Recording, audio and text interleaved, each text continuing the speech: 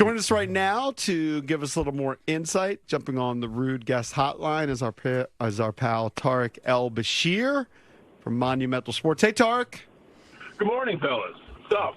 Are you on your way back? No, I flew in last night. I'm actually on my way back to the studio in D.C. Oh, okay. But yeah, I left at like 7 o'clock last night. Gotcha. Yeah. Could you have scripted a better finish here these last few days? I guess if it would finished at home, maybe. But other than that, it was friggin' perfect.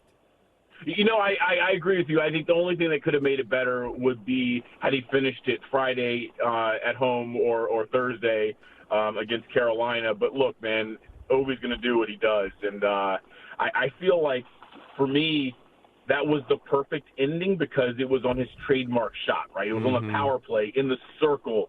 The shot that we've been watching for 20 years now where, everyone in the building knows it's coming. The goaltender knows it's coming. The D-man that's in front of him knows it's coming.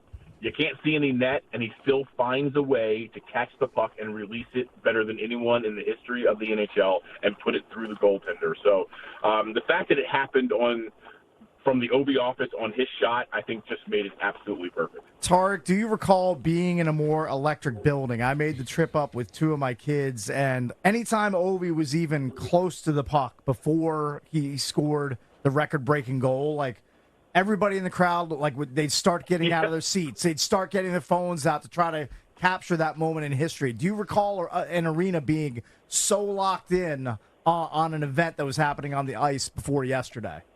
I do feel like when he scored 893 and 894, that was really loud, especially those last couple of minutes when he was pushing for 895 at home. Yeah.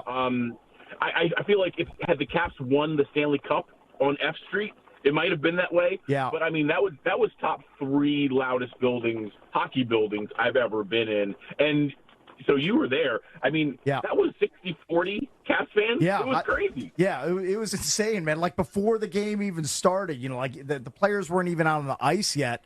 And, like, the Islanders got booed when they came on the ice. Yeah, it was wild. And, like, Caps fans were amassing behind the goal that he ultimately scored on. They had signs. There was a ton of red in the arena. It was just a fun event all the way around. And it was. Like, I tip my hat, too, to the Islanders fans. They seemed in on it, too. Like, they weren't, like, booing Caps fans. Any Islanders fans I encountered, throughout the arena, They were cool and they were nice, so they were there to watch it too. Absolutely. I also feel like, and I popped my head, I was under the building for a lot of it doing interviews, but I popped my head out several times, like just during play.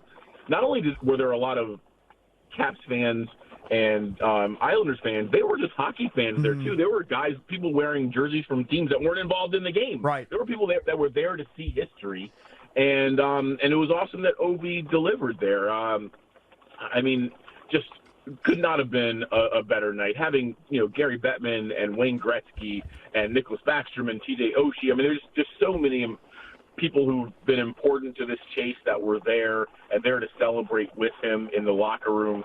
And it was also awesome that, Wilson and Strome got the assist. I think the only thing that could have been better would maybe Carlson getting in on that, but it was fantastic.